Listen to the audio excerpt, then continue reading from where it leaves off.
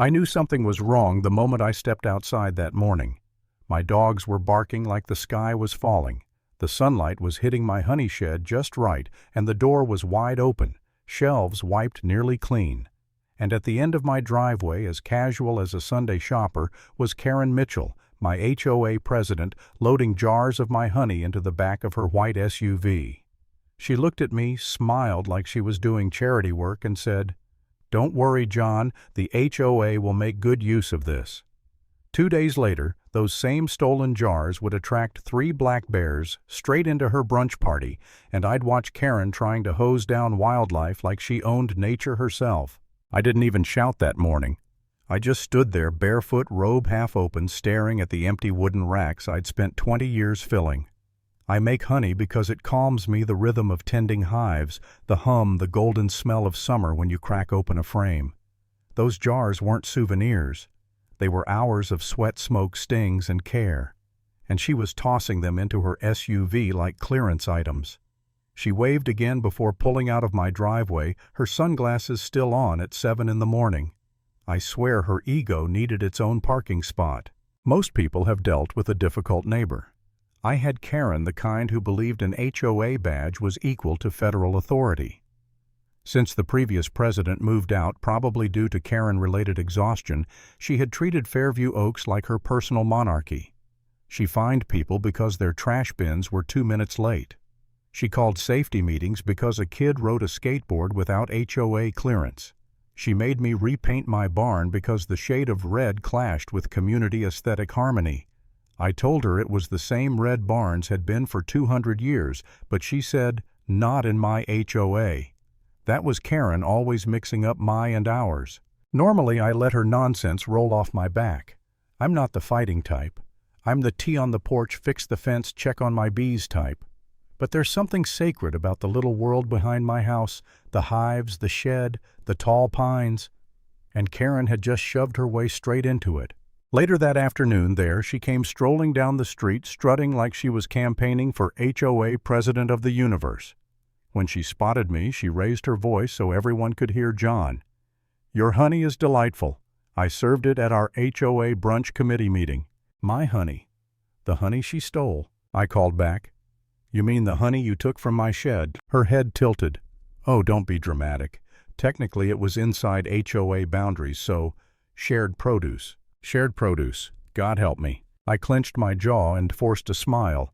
"Next time you want to showcase my work, maybe ask." She laughed in that practiced, smug way of hers, the kind that makes your skin crawl. "Oh, John, don't be so territorial. The bees work for everyone." "No, Karen, no, they do not." But I swallowed my frustration, went to check the hives, and told myself to breathe. I'd been keeping bees for 20 years, and I'd followed every rule, every zoning line, every ridiculous HOA clause. But logic meant nothing to someone who believed she was always right. Then her Facebook posts started popping up. Photos of her posing with my honey jars lined up like trophies. The caption, "Supporting Community Sustainability." She slapped HOA stickers over my labels. Neighbors were sharing her post, praising her for local initiative. Meanwhile, I was standing in my empty shed staring at sticky shelves and feeling something boil inside me. Anger, helplessness, disbelief. And that's when I glanced toward the forest. Behind my property, just past the blackberry thickets, the woods open into a quiet stretch locals call Bear Hollow. Black bears wander through every summer. Not dangerous ones, just big, curious creatures with a sweet tooth. They'd knock over a trash can, sniff around, and leave. I'd seen them plenty on my motion cameras. And in that moment, staring at those empty shelves, an idea formed. Not malicious, not violent, just a little reminder from Mother Nature herself. A reminder Karen had been overdue for. I spent the next day working quietly, saying nothing, just watching. I saw Karen going door to door, handing out jars with her new label, Karen's HOA Local Gold. She strutted like a queen, distributing tributes. I felt stupid for how angry it made me. I couldn't sleep that night, sitting on my porch with a cup of tea, trying to figure out why it hurt so much. It wasn't the money. It wasn't even the honey. It was the fact that she'd taken something that was mine, something I'd built, and twisted it into another tool for her ego. And for a moment I really questioned myself. Was I overreacting? Was I the unreasonable one? Maybe I was making too big a deal out of it. Maybe it really was safer if I kept the honey in the garage. Maybe, but then I remembered the years of petty fines, the harassment, the cat argument, the barn repainting, the mailbox lecture, all the time she'd tried to take control of my property. And suddenly the doubt faded. No, this wasn't my fault. This was a pattern. And Karen wasn't going to stop until something or someone stopped her. So I made a choice. Just after sunset, I took a few leftover buckets of crystallized honey, the stuff too grainy to bottle, and set them quietly behind my shed. I didn't trespass. I didn't bait anything illegally. I simply let the smell drift to the woods the same way Karen had let the smell drift across her yard during her brunches. I knew the bears were already wandering nearby. The cameras had shown a mother and cub just the week before. They'd follow the scent sniff around and leave. But Karen's stash, her bragging, her vanity brunches, well, that might get interesting. The next morning, sure enough, I saw her SUV again, trunk open, more jars stacked inside. She froze when she noticed me watching. For a split second I saw guilt flash across her face, but it vanished, replaced by that signature Karen confidence. Just taking a few more for HOA gift baskets, she chirped. You don't mind, do you? I said nothing, just stared until she grew uncomfortable, slammed the trunk, and drove off. That was the moment I knew this wasn't revenge, this was balance. That evening the forest grew alive. I could hear the faint rustle of movement beyond the trees, and by the time the stars came out, I spotted them, 2 bears moving silently along the tree line, sniffing curiously. I whispered, "Evening, boys," and sipped my tea. The next day was chaos. Karen hosted one of her famous HOA brunches, white tablecloths, overpriced pastries, fake smiles, mimosas by the gallon. And in the center of her buffet were my honey jars with a brand new label, Karen's Honey Bliss. I watched from my porch. I didn't interfere. I didn't say a word. 20 minutes later, the first bear wandered into the backyard. People screamed. One man leapt into a bush. A woman dropped her quiche. Karen grabbed a garden hose and screamed, "Shoo! This is private property," as if the bear recognized HOA jurisdiction. I laughed so hard I nearly fell off the chair. The bears ignored them completely, licking honey straight off her tablecloth. The video hit the neighborhood group chat within an hour. Karen, of course, blamed me. She stormed to my porch later that afternoon, waving a clipboard and shouting, "Your bees are attracting wildlife. This is public endangerment." I said, "Karen, you served pancakes covered in stolen honey to half the HOA. The bears followed the smell from your yard." She narrowed her eyes. "Watch your tone. I'm filing a proposal to suspend your beekeeping." And she did. The very next day, I woke to a bright yellow violation sign in my yard, "Unsafe structure. Unsanctioned wildlife attractant." That one hurt. Not the sign itself, the implication, the accusation, the idea that I was the danger, that I was hurting the community by simply existing.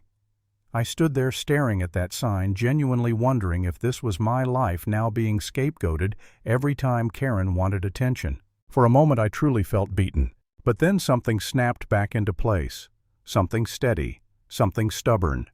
I took down my old trail cameras, repositioned them near the property line, checked the angles, upgraded the hard drive, installed backup motion sensors.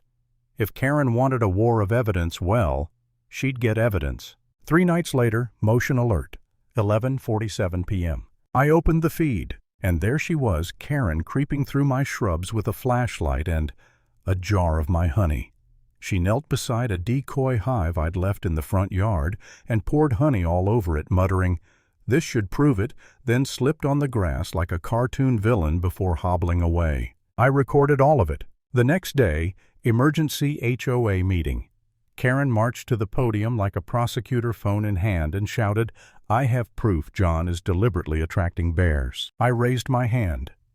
"Madam President, may I submit Exhibit B?" I plugged in the drive. And there it was, her dumping honey on my hive at midnight. Gasps, murmurs, someone whispered, "Oh my God." Karen stammered, "That's fake." Another board member asked Karen, "Did you seriously sneak into his yard?" She sputtered something about gathering evidence, but it was over. Everyone saw it, and yet she still wasn't done. She spread rumors, filed complaints, went door to door saying my bees were mutating. Then she served, I kid you not, lawsuit papers. She sued me for negligence, emotional distress, property damage, and wildlife endangerment. At that point, it was almost impressive. My lawyer, Lisa, just sighed and said, "All right, let's end this." Court day came. I showed up in a clean shirt holding a folder. Karen arrived in a beige suit, dark sunglasses, and a neck brace like she was auditioning for a daytime courtroom show. When the judge asked for her statement, she said, "Your Honor, my neighbor intentionally summoned dangerous animals using honey pheromones." I had to bite my lip. Then we played the tapes. First, her trespassing with the honey jar. Second, the bear brunch fiasco. Third, the trail footage showing the bears following the scent from her yard. By the end of it, even the bailiff was covering his mouth. The judge leaned forward and said, "Miss Mitchell, you're suing because you created a buffet for wild animals using stolen honey." Karen stammered something about community property, but it didn't matter. Case dismissed. She ripped off her neck brace, stormed out of the courtroom, nearly tripped over a camera tripod, and sped out of the parking lot like she was fleeing a crime scene. The next morning, moving trucks showed up at her house. No goodbyes, no announcements, no farewell brunch. Just boxes shouting and a slammed car door. I stood across the street watching her SUV roll away. No satisfaction, no triumph, no celebration. Just a quiet, heavy exhale. The kind you let out after months of being under pressure, after being blamed for things you didn't do, after being pushed until you finally pushed back. She was gone, and that was enough. Justice isn't always loud. Sometimes it's quiet, steady, natural. Like bees working together. Like bears following a scent. Like truth catching up one step at a time. And here's the simple lesson I walked away with. You can fight people like Karen forever. Or you can let karma do the heavy lifting.